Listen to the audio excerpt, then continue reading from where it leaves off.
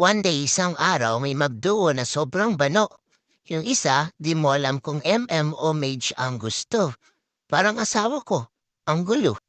Yung isa naman pilit nagkuhol. Ang bano naman mag-retry at mag-rotate. Nag-show na nga sila ng mga paborito nilang hero. Yung isa nag-Hardy, yung isa nag-Vexana. Yung Harley naman Skinnerist pa. Elite lang naman. Sa bagay, 100 dias din yan.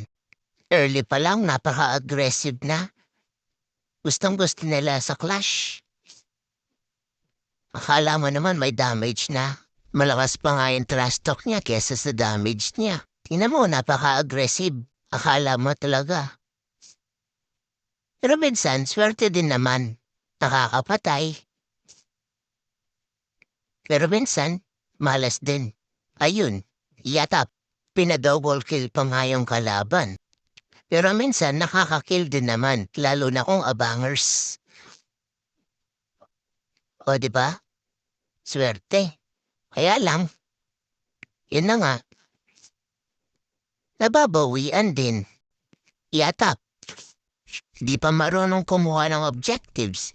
Imbes na nag-turtle, nag-blue na lang.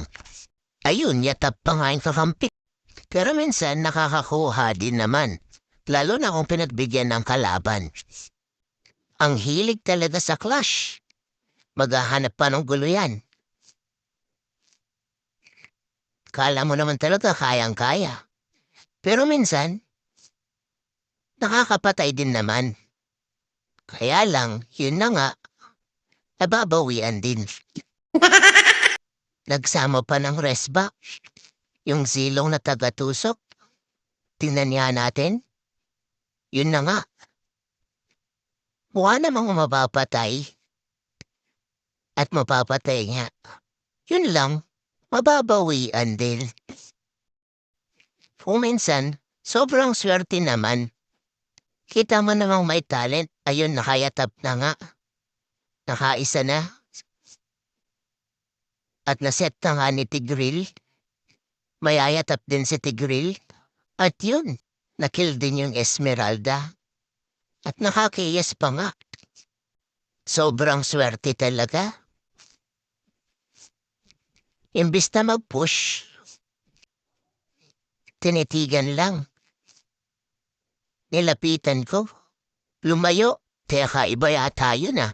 At eto na nga, naghahanap na naman ng gulo. Kaya ayan, akala mo talaga makakatakas pa.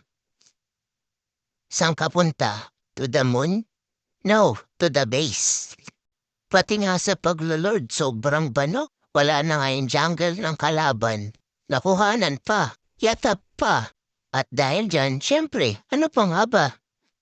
Kita naman sa resulta ng laban. Kaya, defeat.